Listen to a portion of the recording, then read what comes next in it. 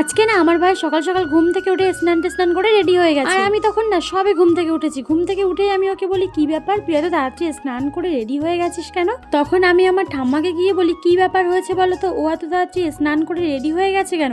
ও কি কোথাও যাবে? তখন আমার ঠাম্মা বলে, আরে জানিস না, ও 4 দিন ধরে তো স্নান করেনি, তাই আজকে সকাল সকাল স্নান করে রেডি হয়ে গেছে, বন্ধুদের সঙ্গে ট্যুরে যাবে। আমি তখন আমার ঠাম্মাকে জিজ্ঞেস করি, ও আচ্ছা ট্যুরে যাবে, কোথায় যাবে ও?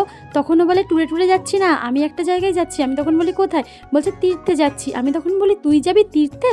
ও তখন বলে, হ্যাঁ, আমার সঙ্গে স্টেশন পর্যন্ত আমাকে যদি এগোতে যাস তাহলে চল। আর আমিও ওকে ট্রেনে তোলার জন্য স্টেশন পর্যন্ত গেছি। স্টেশন পর্যন্ত পৌঁছে দেখি ওইখানে ওদেরকে একটা গাইড করে নিয়ে যাওয়ার জন্য একজন দাঁড়িয়ে আছে, আর ওর সব বন্ধুরাও চলে এসছে। আর ওদের সঙ্গে ওদেরকে যে নিয়ে যাবে সে ওদেরকে বলেছিল, তোমরা মেয়েদের দিকে তাকাবে না তীর্থে গিয়ে, আর ওখানে গিয়ে কোনো মেয়েকে দেখলে রাধে রাধে বলবে। আর তখনই না স্টেশন দিয়ে একটা সুন্দরী মেয়ে যাচ্ছিল, আর আমার ভাই ওকে দেখে না রাধে রাধে বলে চেঁচিয়ে ওঠে। আর জানো তখন না আমার ভাইয়ের সব বন্ধুরা এসে বলছে, কোথায় কোথায় মেয়ে কোথায়?